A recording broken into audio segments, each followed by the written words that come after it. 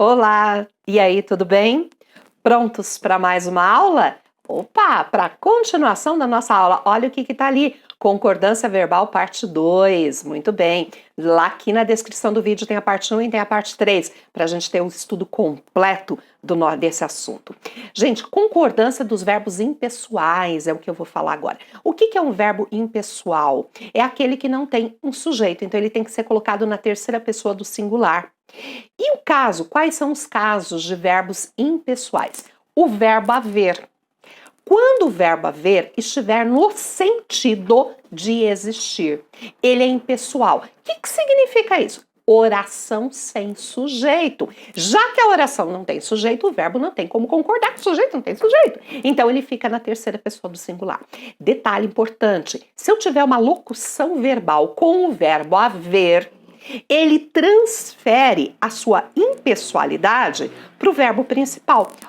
Em locuções verbais, o verbo haver transmite a impessoalidade para o outro verbo, que seria o verbo auxiliar, né? Que também fica no singular. Deve haver 20 pessoas na sala.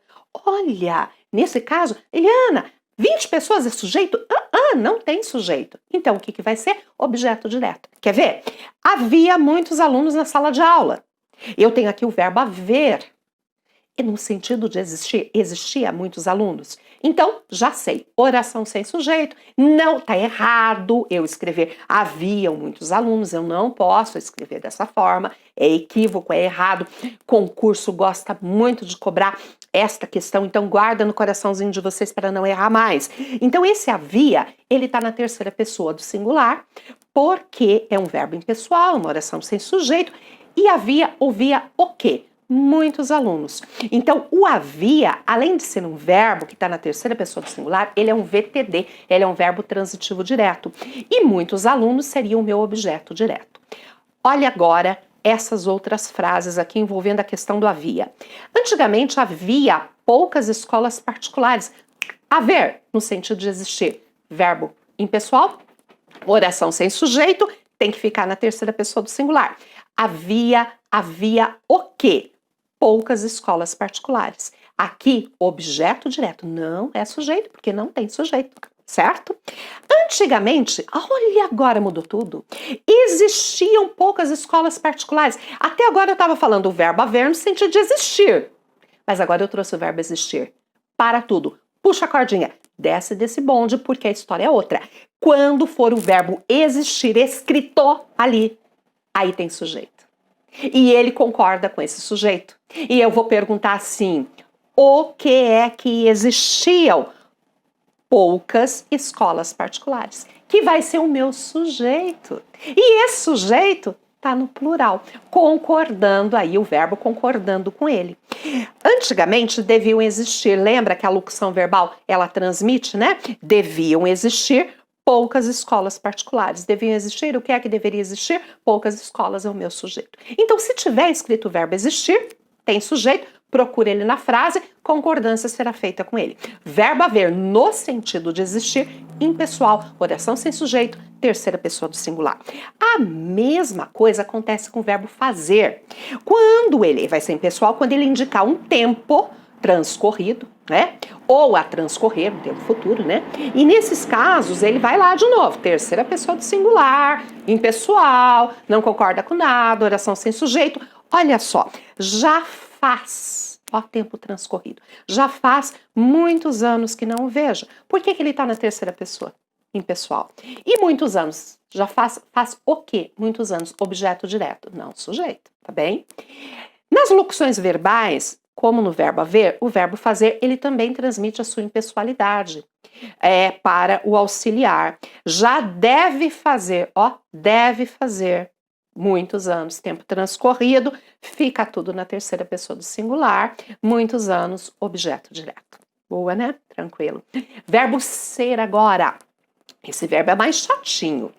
Ele pode concordar com o sujeito ou concordar com o predicado. Pode acontecer as duas coisas. Como fazer? Vamos de calma. Devagarinho, devagarinho. No estilo esquartejador, bem por partes. Primeiro, quando o sujeito e o predicado são nomes de coisas. Então, o sujeito e o predicado são coisas. O verbo ser pode concordar com o sujeito ou com o predicado, indiferentemente. Essa dupla possibilidade permite ao falante estabelecer a concordância com o elemento ao qual pretende dar maior destaque. Como assim? Vamos lá? Nossas vidas eram uma verdadeira festa. O verbo aqui é eram, verbo ser. O que é que eram? Nossas vidas, sujeito. Uma verdadeira festa está dando uma característica à nossa vida. Então é um predicativo do sujeito. Tá entendendo? Olha só, esse é o verbo. O que está acontecendo aqui? Nossas vidas, o sujeito está no plural. Uma verdadeira festa, o predicativo está no singular. Eu posso. Perceba que é coisa e coisa, vida e festa. Então eu posso concordar, quer seja com o sujeito, quer seja com o predicado, ao meu gosto, quando eu quiser chamar mais atenção. Tá? Aqui eu fiz a concordância com o sujeito. Olha embaixo, ó, tá vendo? Nossas vidas, mesma coisa. Uma verdadeira festa não mudou nada, mudou só o verbo. Porque agora o era tá concordando com o predicado. Nossas vidas era uma verdadeira festa. Quando eu faço esse tipo de construção, que também tá certo, eu chamo mais atenção para o predicado dentro da frase. Quando eu faço essa, concordância é chamado mais atenção para o sujeito. Quando o sujeito e o predicado designam pessoas, aí muda. Nesse caso, a concordância é feita obrigatoriamente com a palavra que designa a pessoa. Os amigos eram sua grande alegria. Ó, eram. Por que está acontecendo isso? Os amigos, sujeito no plural. Sua grande alegria é o predicado, tá? Desculpa, o predicativo. Predicado não. O predicativo, que está no singular. Pessoa e coisa. O que está acontecendo aqui? Tem que concordar com a pessoa. Os amigos eram. Eliane, se eu escrever os amigos era, errou. Aí não pode. O problema da empresa são os funcionários desmotivados. Percebam que a pessoa agora está no predicativo.